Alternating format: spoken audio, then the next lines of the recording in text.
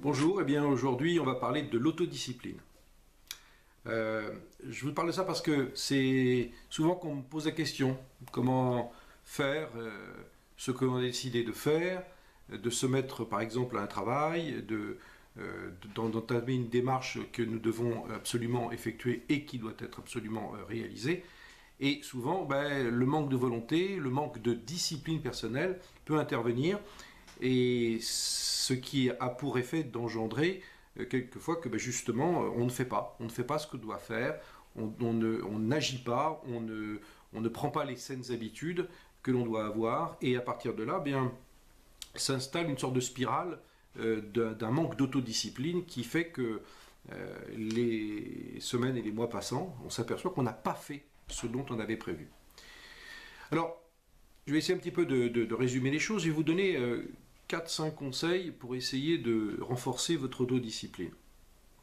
Alors, moi je vais prendre quelques exemples. Vous avez, je sais pas, vous avez par exemple décidé de vous travailler vos abdominaux. Bon, très bonne initiative, très bonne idée. Vous voulez parce que vous savez que les abdominaux, ça renforce le dos. Hein. Ça, c'est l'éducateur sportif qui parle. Et puis vous dites, voilà, je veux avoir un ventre plat. Bon, vous vous y mettez, vous commencez à faire une journée, 2 jours. Vous dites, tiens, je vais faire 20 abdominaux. Et puis, les jours passent et finalement, vous espacez, vous vous retrouvez à en faire plus que 2 fois par semaine, et puis après, vous abandonnez, et crac, ça ne marche plus. Un autre exemple, c'est celui qui me vient à l'esprit, parce que c'est un correspondant de développementpersonnelclub.com qui me disait ça, et il manquait d'autodiscipline pour réaliser son livre. Alors, il avait un beau projet de livre, mais alors il s'était fixé d'écrire 5 pages. Et donc c'est un livre pratique, et donc bien au départ il démarre 5 pages, et puis après 4 pages, et puis les semaines passant 3 pages, et au final on s'est aperçu que on a eu un problème. Il m'a dit, voilà, ça faisait à peine 2 semaines que j'avais commencé mon livre, que j'avais complètement abandonné cette discipline d'écrire toujours 5 pages. Et je lui ai demandé combien de temps il avait eu cette idée de créer ce livre. Il m'a dit, ça fait depuis plus de 6 mois. Donc 6 mois qui n'ont servi strictement à rien, parce que le manque d'autodiscipline l'a gêné. Ça peut être aussi, je sais pas moi, un vendeur qui a besoin de prospecter ses clients, bon, de nouveaux clients. Alors, un vendeur, il a besoin d'une autodiscipline vraiment quasi parfaite. Hein. Ça peut être par exemple de téléphoner à 5 prospects par jour, nouveaux. Mais le faire 1 fois, 2 fois, c'est bien, mais la discipline, c'est de le faire tous les jours. Et c'est comme ça qu'il pourra développer sa clientèle et faire que son activité fonctionne bien. Bon, on pourrait multiplier les exemples à l'infini. Hein. Je suis certain que vous vous retrouvez dans le fait que, à certains moments, le manque de discipline peut engendrer ce genre de problème. Alors, comment on va faire? Premier point que je vais vous donner comme conseil, et de l'appliquer dès maintenant, c'est de faire ce qu'on appelle le ratio avantage-inconvénient. Quand on manque d'autodiscipline, ce qui se produit souvent, c'est que on se trouve dans une situation où on pense aux inconvénients plutôt qu'aux avantages. C'est-à-dire que, je reprends l'exemple des abdominaux. Bon, évidemment, c'est un effort physique. C'est une contrainte physique. Et si on se focalise sur cette idée de contrainte physique, du fait que on va peut-être être sur le sol, sur un tapis peut-être pas très confortable. Bon, notre esprit, lui, il va enregistrer le fait que c'est pas très agréable. Et il va tout faire pour justement repousser ce côté désagréable. Et donc, trouver des motifs, on va dire des excuses pour ne pas réaliser cette discipline de faire nos 20 abdominaux. Bon. Si par contre, vous inversez le processus, et j'attire votre attention sur ce point, vous dites, voilà, au contraire, je vais réfléchir aux avantages. Et rien qu'aux avantages, tous les avantages. L'avantage d'avoir un ventre plat, l'avantage d'avoir protégé son dos et donc de ne pas souffrir du dos, l'avantage d'avoir des carrés de chocolat, l'avantage, etc., etc., d'avoir une meilleure digestion, parce qu'on sait très bien que les abdominaux, c'est lié aussi aux facteurs digestifs. Bon. Eh bien là, votre cerveau va essayer de mobiliser des ressources, et notamment des ressources d'énergie, des ressources de volonté, des ressources d'autodiscipline, beaucoup plus aisément que si, au contraire, vous ne pensez qu'aux inconvénients. La personne qui voulait écrire son livre et qui ne l'a pas fait par manque d'autodiscipline, de ces 5 pages, si elle pensait d'écrire des pages blanches, de remplir des pages blanches, c'est vrai que c'est pas très motivant. De la même manière, si elle pensait plutôt à un succès de son livre, qu'elle s'imaginait peut-être faire des dédicaces, parce qu'on le félicitait pour sa bonne rédaction, là au contraire c'est motivant, et puis peut-être aussi les ventes. Voyez.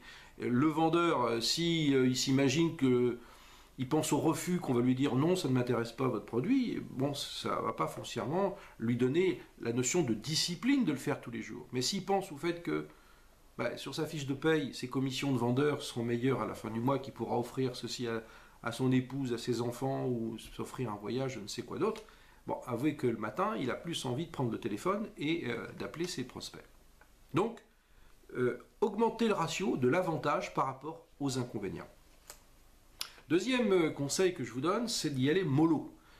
Alors, mollo, au sens que l'autodiscipline, ça se forge avec le temps. C'est-à-dire qu'on ne va pas devenir autodiscipliné d'un claquement de doigts, comme ça, du jour au lendemain.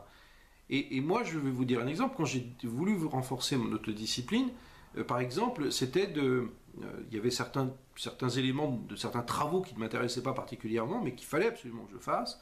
Et je me suis aperçu que je n'avais pas tellement la discipline de le faire. Alors j'ai commencé par dire, voilà, mais tous les jours, je vais le faire pendant, je me rappelle, 10 minutes.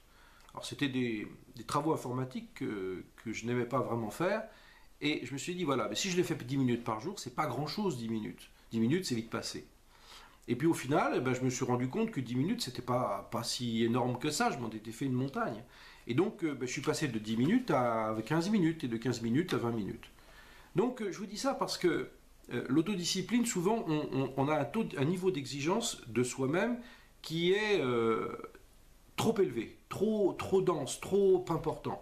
Et donc, à partir de là, on doit absolument faire en sorte que cette densité, ce niveau d'autodiscipline, d'auto-exigence, eh bien, on commence petit, et puis petit à petit, on va la renforcer. Et ça va être un peu comme un muscle, hein. C'est-à-dire que l'autodiscipline, ça va devenir comme un muscle qui, lorsqu'il est exercé, lorsqu'il est travaillé, ça sera de plus en plus facile de s'autodiscipliner. Donc, commencez petit, réduisez le temps d'autodiscipline. Par exemple, si c'était les abdominaux, j'en viens toujours à mes abdominaux, au lieu de dire 20, peut-être que vous dites j'en fais 5 par jour.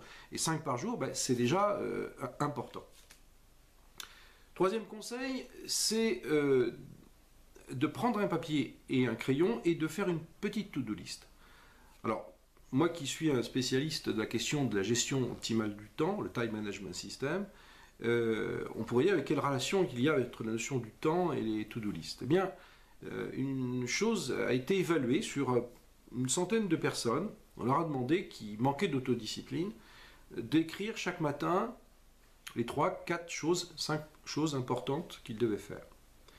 Et au final, on s'est aperçu que lorsqu'ils avaient écrit ces choses importantes sur un bloc-notes, bien à la vue, alors il y a certains le mettaient sur leur frigo, d'autres le mettaient sur leur bureau, d'autres sur l'ordinateur, d'autres ils ouvraient leur portefeuille et s'étaient inscrits, on s'est aperçu qu'on avançait beaucoup plus dans la réalisation de ce qu'on s'était imposé de faire si on les avait écrits. Écrire, c'est une sorte de contrat.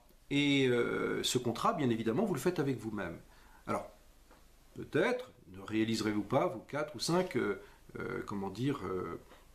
tâches que vous avez écrites. Mais si vous avez déjà avancé de 3 ou de 4, c'est déjà mieux que ne rien faire. Donc, si vous avez vos 5 lignes, 5 pages à écrire de votre livre, marquez-le. J'ai 5 pages à écrire aujourd'hui. Si vous avez vos abdominaux, j'ai mes 20 abdominaux à faire aujourd'hui. Ça doit faire partie des tâches qui sont intégrées dans vos obligations de la journée. Le quatrième conseil que je vous donne, c'est l'autorécompense. Alors l'autorécompense, ça part du principe que le cerveau, il fonctionne sur la notion de plaisir et de douleur. En clair, c'est-à-dire que c'est plutôt nos émotions qui ont tendance à nous faire agir. La raison est bien utile, mais en même temps, la raison est rarement le vecteur de nous pousser à l'action. Et une autodiscipline, c'est une action, c'est une démarche active. À partir de là, si vous pensez à la notion de plaisir quand vous avez réalisé une tâche que vous vous êtes discipliné de faire, eh bien votre cerveau va l'enregistrer. Il y a une partie de votre cerveau, au niveau des connexions sans doute de nos neurones, qui vont dire « Ah ben oui, mais attends, chaque fois qu'il fait ça, qu'il s'est autodiscipliné à le faire, il a obtenu une récompense. » Et très vite, il va y avoir un lien, une sorte de connexion neurologique, un cheminement neurologique qui va enregistrer le fait que s'autodiscipliner égale récompense. Et parce que si on ne le fait pas, ben dans le cerveau, bon, je me suis autodiscipliné, parfait, j'ai fait, mais pour lui, il n'y a pas d'association à quelque chose. S'il est associé à la douleur, oh bah oui, mais enfin, c'est quand même contraignant, il va associer les notions de autodiscipline égale contrainte. Mais en revanche, si c'est autodiscipline égale plaisir, je m'offre, je sais pas, un petit plaisir d'aller au restaurant, là, ça peut être de regarder un bon film, là, enfin, ça peut être une bonne lecture, ça peut être tout simplement de s'offrir une 30 minutes de marche ou d'écouter de la musique. L'important, c'est que lorsque la discipline a été faite, lorsqu'on vous avez fait ce que vous avez décidé de faire, votre cerveau a compris qu'il y a une récompense. Et cette récompense, ça doit être, bien évidemment, réelle et authentique. Le cinquième conseil, c'est de jouer sur la force des habitudes. La force des habitudes, il ne faut pas la minimiser. Elle est quelque chose de très, très, très, très intense et très puissant surtout. Je vais vous donner un exemple. L'autodiscipline, si vous avez franchi un cap qui est en général de 21 jours, bon, 21 jours c'est une moyenne, mais en général c'est ce qu'on a enregistré au niveau de notre cerveau pour qu'on adopte une nouvelle attitude, une nouvelle habitude, pardon. Ben, la discipline c'est pareil. Si on doit se discipliner je sais pas moi, je reprends l'exemple du vendeur qui doit téléphoner à 5 ou 6 prospects par jour nouveaux. Bon, au départ, c'est très dur parce qu'il n'a pas mis en lui cette notion d'habitude, et donc c'est nouveau, et donc il se force, et il y a des résistances internes, ce qu'on appelle des forces internes qui ont tendance à résister à ça. Mais dès qu'on a franchi le cap des 21 jours, il s'est passé quelque chose, et là c'est encore cérébral. C'est-à-dire qu'on a développé un mécanisme de répétition. Et cette répétition va jouer pour nous. Elle va vraiment jouer pour nous. Si vous voulez encore un exemple, c'est par exemple les gens qui veulent apprendre à se lever de bonne heure. Ils ont la discipline de se dire, tiens, je vais me lever 30 minutes plus tôt. Eh bien, vous notez, il y a des résistances internes. Le corps ne veut pas se réveiller, on trouve moult excuses pour ne pas le faire, mais on le fait quand même. Et pendant parce qu'on doit aller au travail, parce qu'on a des obligations. Bon, on n'a pas le choix. Et à partir de là, on tient bon pendant 3 semaines. Et on s'aperçoit qu'au bout de 3 semaines, quand on redemande si la contrainte de l'autodiscipline de se lever 30 minutes plus tôt est aussi difficile qu'au début, elle vous répondra dans tous les cas, ben non, pas du tout. Finalement, c'est devenu une habitude, c'est simple, et même je me réveille automatiquement à cette heure-là. Eh bien, dans tous les secteurs, dans tous les domaines, dans toutes les perspectives que vous aurez à faire de l'autodiscipline, vous remarquerez qu'à l'identique, vous allez vous retrouver exactement dans le même schéma. C'est-à-dire que dès que vous aurez franchi cette étape assez difficile des 3 semaines, il faut tenir bon, eh bien, vous aurez la récompense au bout. Cette récompense, c'est celle de la force des habitudes.